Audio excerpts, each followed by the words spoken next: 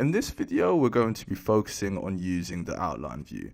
So as you can see, we have our 3 slides here, and what we want to do in order to access that is if we go to view, and now we can select outline view just here.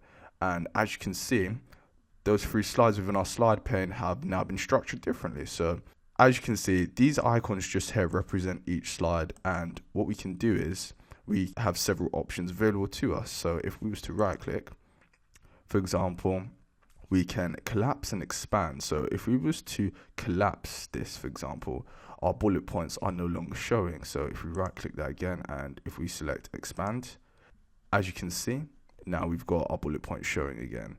And as well as that, if we was to now, let's just deselect this. If I was just to select this second bullet point just here, and if I right click it, and now we have the option of promoting and demoting. Now, if I was to promote this, that bullet point has now become its own slide. So promoting turns bullet points into slides. And now if I was to right click that, and if I was to demote this slide, it goes back to a bullet point. So that's a very good feature that you can use to work with.